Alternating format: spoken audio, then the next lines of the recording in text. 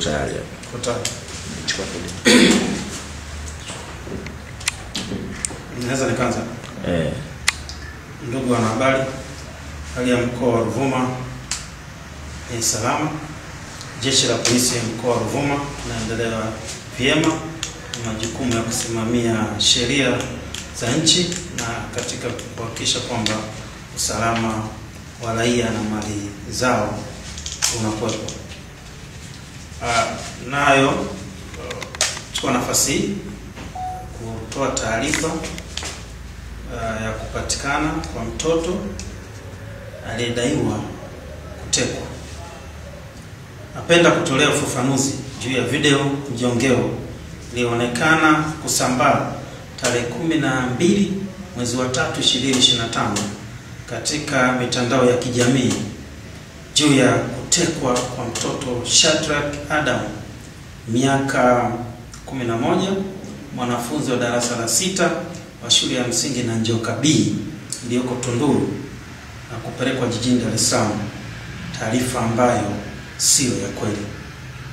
Ukweli wa tukio hili ni kwamba tarehe 10 mwezi wa 3 2025, kwa mujibu wa maelezo ya mama mzazi wa mtoto huyo, kwamba majira ya saa 1 usiku huko kijiji cha Nanjoka, wilaya ya Tunduru, mtoto Shadrack Adam alitoroka nyumbani kwa mama yake mzazi aitwaye Tatu Mbwana baada ya kuiba shilingi 9,000 iliyokuwa kwenye jaketi la mama yake, kisha kwenda kwenye stendi kuu ya mabasi Tunduru na kupanda basi la kampuni ya Selulu inayotoka Songea kuelekea Dar es Salaam na kushikia stendi ya Mbezi, Dar es Salaam tarehe 11 mwezi wa 3 2025.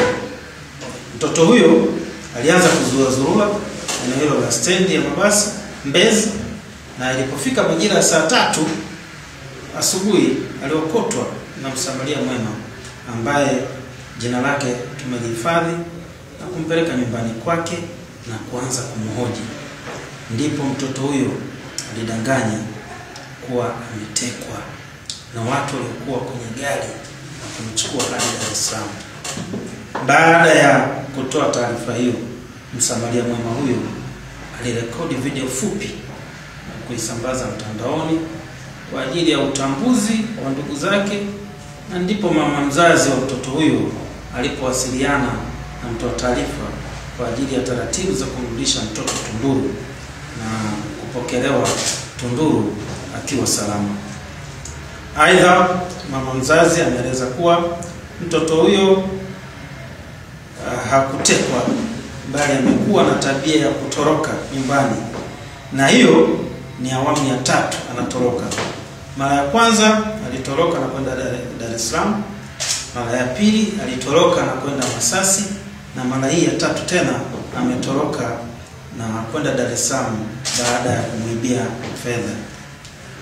Jeshi la polisi linapenda kuwatoa hofu wananchi wa mkoa wa Ruvuma juu ya tukio hili, kuwa mtoto huyo hakutekwa, na yeye mwenyewe baada ya kumhoji amekiri kuwa alitoroka baada ya kuiba fedha za mama yake.